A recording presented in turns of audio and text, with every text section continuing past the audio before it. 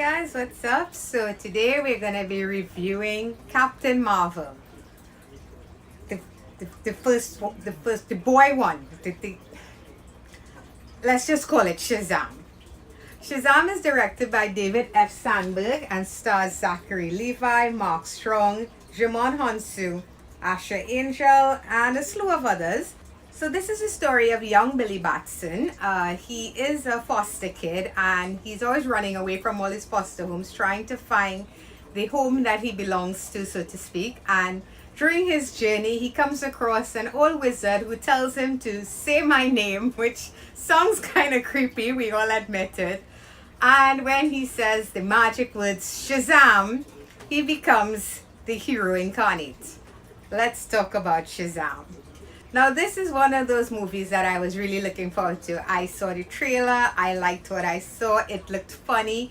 It actually brought me back to the first Deadpool for multiple reasons that we'll get into. So I think a lot of people were kind of excited by the trailer and wanted to see what DC was going to do with this hero. Especially in recent times, DC seems to have finally kind of found their footing in this superhero game, and they're giving us better and better stories as they go along. So, as funny as Zachary Levi, wrong Zach, looked in the costume, we fans were all willing to see how this thing would turn out. And I, for one thing, they did a pretty solid job, flaws and all. So let's get into it. Visually, like I said, guys, I like the look of this movie because even though it is you can tell this is a smaller budget, it is very reminiscent of the first Deadpool, at least to me. I was looking at it, I was looking at the smaller locations. This is definitely not Aquaman. It doesn't have that kind of money behind it, not even Wonder Woman. It's very small scale. But I think that works for this because this story is a very personal origin story. And it's a story about a young boy, he's not rich, he's not traveling the world, he doesn't have access to those type of things. Everything takes place in his little world, in his city. So the movie does a fantastic job, I think, of portraying that, of feeling like a very personal story about a young kid who was granted all these fantastic powers, and how he deals with those powers. So visually, I think most of the special effects hold up pretty well. The flying does look a little hokey, but I think that's the point in the earlies because he's struggling with figuring out how his powers work. I did like the final battle sequence the most. I think it's the strongest sequence in it. And also there's a sequence where he rescues some people in a bus.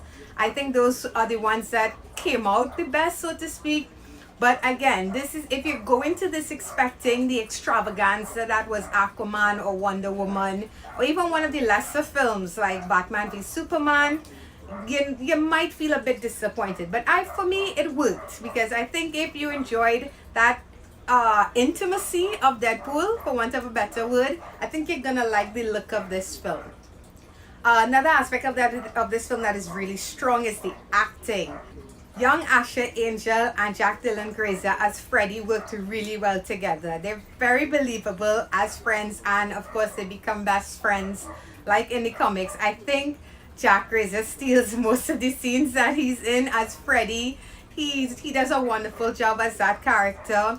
The other kids, they do fine in their roles, but unfortunately they don't get a lot to work with. I'll get into that in my cons.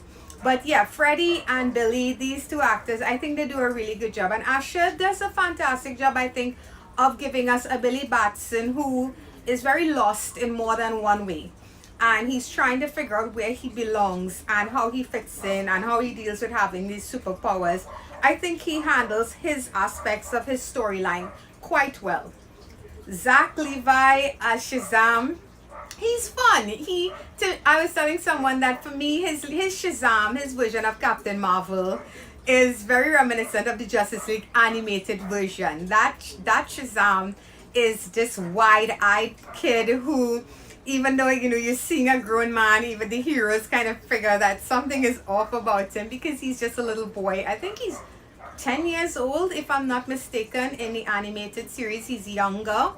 But yeah, he does a good job of playing a kid who has superpowers. And overall, I liked him in the role. I do think that he looks a little weird in the costume.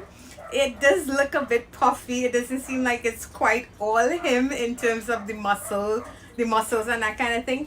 But again, I feel like it's ridiculous. It's meant to be a bit ridiculous. You know what I mean? It's meant to look a little over the top, a little comical, the way his costume looks. I don't know why I feel like it's a deliberate choice from the director and the writers to make that costume look like that. But it worked for me overall. That said, guys, there are some cons to this movie that I feel like I have to address. And one of those for me are the villain. Now, Mark Strong is an actor I like a lot. And I do agree he does a good job playing a bad guy. He does evil really well. And this character is beyond evil. He's not sympathetic in any way. Even though they show you some of his backstory, I never felt sympathy for this character at any point in time, and I think that's a problem. We're done with these kind of villains. He was very much just a bad guy. I didn't feel any nuance to him. He just wanted revenge, he wanted to have power, and that was all he was on paper. And I really hope with Black Adam is such a fantastic character. He's very similar to Thanos in some ways in terms of his history, and his backstory is very sad. And I do hope to God they don't just give us a reverse Shazam with Black Adam, that he's very developed. This character, Dr. Savannah, I'm probably pronouncing that wrong. I just felt like all he was evil. There wasn't enough to that character. Another thing that a fellow reviewer pointed out to me, and I did notice it, where he really hit the nail on the head, was that when Billy Batson became Shazam, there is this jarring disconnect of the two personalities. As Billy Batson, there's a lot of angst. He's going through a lot of personal things. Like I said, he's a foster kid and he's dealing with all of that emotional weight. As Shazam, he just turns into this goofball kid who loves being a superhero. Now, there's nothing wrong with that. And I get it. Any kid that has superpowers would have a fantastic time of it.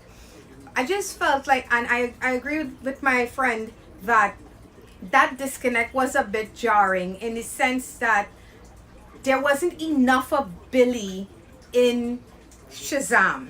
You know, there were moments. There's a moment with him and his foster sister.